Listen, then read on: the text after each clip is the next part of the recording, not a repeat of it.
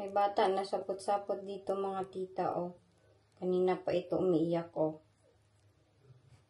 Galit na ako sa kanya. Kaon na lang tayo mangga, oh. Na maasim, na may sugar, at saka sili, may toyo. Okay, para mawala ang sapot ni. Yak. Lami, Jack, lami. Kan kani halang? Spicy and sour? Maano yan na mangga? Maasim. Tingnan mo mukha niya, oh.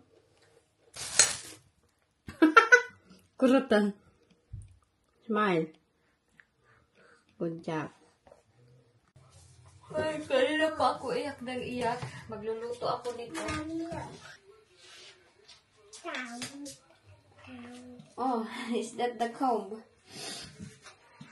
Magluto kami ni JJ ng steak. I'm 60%. Yes, 60. Ang papa nila nag-request ng ito, nag-crave daw siya ng gusto niyang kainin.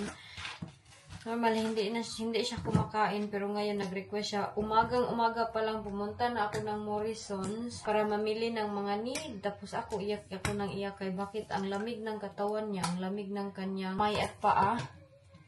So sinabi ko sa kanya ngayon na magluluto ako para makakain siya. Wala na akong kabaloon sa akong buhaton. Kanina pa ako umiiyak, no. Kinakabahan kasi ako na ayaw niya man din magpatawag ng emergency. Si mama, si mama, pati si mama nagwo-worry na sa akin. Ito yung lutuin ko para sa kanya. Meron akong gravy dito. Ayan, normally hindi yan nagre-request. Ngayon nag-request siya nito. Kakain daw siya. So lagyan ko lang ito ng bell pepper. Ay, ng pepper. Tapos asin.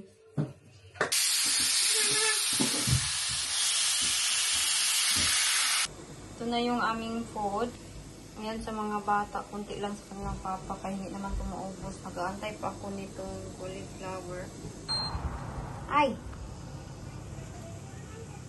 Ayan, request niya din yan yung pie. Gusto niya daw kumain yan. Ah, yummy? Dip it here. Gusto nila ay.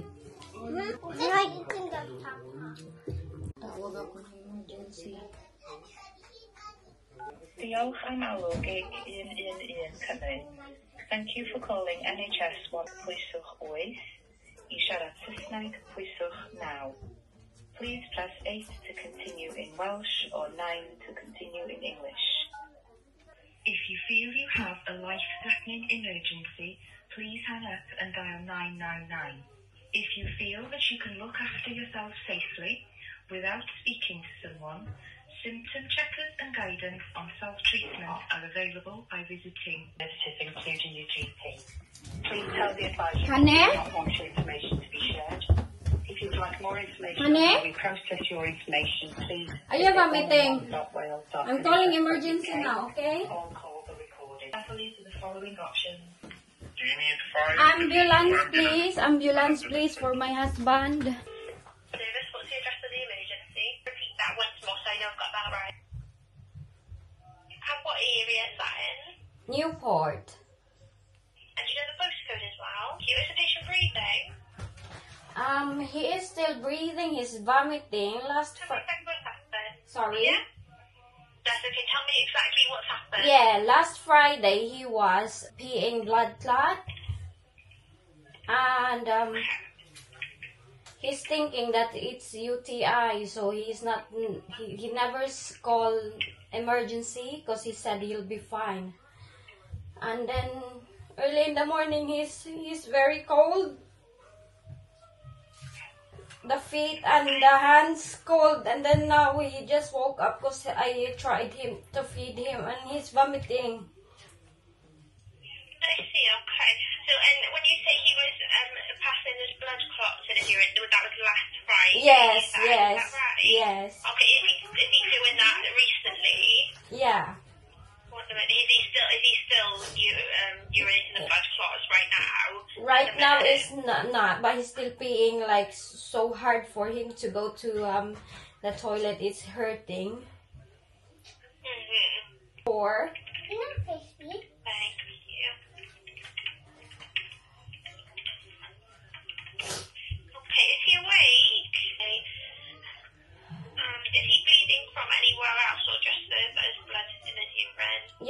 his urine. Thank you. Okay. Is he responding normally? Yeah, yesterday, early in the morning, he's like, he can't respond to me sometimes. He's confused and he's dizzy. And then I said, honey, you have to go call emergency. He said, I'll be fine, I'm okay. Just vomited all the food he ate, he just vomited. Yeah. Oh, bless him. Is he still, when you said it was before, is he still confused now, or is it? He's okay now. Early in the morning, he's confused and he said he felt not right and he's like flying and he don't understand what he felt. Mm-hmm. I see. And is he breathing normally? He's dizzy right now. I see. Oh, he's dizzy right now. Yeah. Nagtawag ako ng emergency mga around 6 o'clock, 7, 8. Sobrang tagal, mga 2 hours. Ang ambulance, sobrang busy daw ng mga ambulance nila. First time ko ma-experience na parang nakita ko ba na yung kanang mahirapan gani ang tao sa paghinga, ganun. So kanina, yung situation ko, hindi ko na talaga maisip na hala, i-vlog ko pa to, kung maganito siya. Wala na talaga, mablangko ka talaga, o pag ganun na situation, na magsuka, tapos nahihirapan huminga, tapos namumutla, na-traumatize talaga ako. Parang first time ko talaga makita na, nagpanic talaga ako, nagtawag ako ng emergency, na dapat ambulance. 2 times ako nagtawag ng emergency. First time, mga alas 5 o'clock, tapos 6 o'clock. Ambulance. Busy daw lahat ng mga ambulance. So, ang pinakamadali is 1 hour, tapos 3 hours. Ganun pala yung mga ambulance dito. Pero by category pala yan sila. Kung hindi ka nanganganak or hindi ka nag-collapse dyan, hindi ka nila basta-basta kukunin. So, parang meron silang mga priority ba? So, kung nanganak ka, diretso-diretso mag-send sila ng ambulance kahit gano'n sila ka-busy. Pero yung category na hindi ka pa nag-collapse, humihinga pa ba ang pasyente? Gano'n yung mga tanong. Humihinga pa ba? Or okay pa ba siya kahit nahihirapan na siyang huminga? Ano pa ka nang matagalan pa talaga bago sila mag-send ng ambulance. So, ang instruction nila sa akin is ipatagilid ang pasyente pag hindi na talaga makahinga. Tawag sa kanila ulit. Ganun po yung mga instruction nila. So, first time ko ma-experience sa mga ganito na situation. Kung ang daddy ni Jack nakinig lang sana na Friday pa lang, magtawag na kami ng emergency. Hindi sana magkaganito, pero wala tayong magawa. Ayaw niya magpa-hospital talaga. Gusto niya na dito lang siya sa bahay, ganun. At ang iniinom niya, paracetamol lang at saka yung cranberry juice. I don't think na yun na mga bagay makakatulong, lalo na pag mga ganyan, mga urinary tract infection. Serious yun siya. Tapos yung nag-iihi ng dugo. I don't think madadala yan sa mga paracetamol. Para lang sa akin talaga ha. Kaya always ko siya sinasabihan, Friday pa lang na magpadala na sa hospital, magpunta na ng hospital, magpunta na sa emergency. Ayaw. Friday, Saturday, ayaw. Palagi lang nagpa-promise na kanang pag mawala na itong masakit sa pag-ihi, okay na ako. Tapos pagka morning na namumutla na siya morning, sobrang lamig na ng kamay niya. So ako naman, umiiyak na talaga ako. Pagka afternoon, ganun pa rin, tulog lang ng tulog. Nagluto ako. Naglutuan ko siya. Kumain siyang kunti. Hindi masarap daw, pero hindi matake ng kanyang katawan. So natulog siya ulit. Pagtulog niya ulit, doon na. Diretso na, suka na. So nagpanik ako. Yung nakita niyo kanina sa camera na na-capture ko, nagpanik talaga ako sa aking ginagawa. Naiyak na ako kung ano nang sinasabi ko sa mga nag-interview sa akin. So, hindi madali, lalo na mag-aantay pa ng ilang mga oras. Hindi madali. Yung nakita mo yung pasyente na nahihirapan na, tapos nasasaktan na, nag-struggle na ba. Parang feeling ko, bakit ang tagal? Ganun.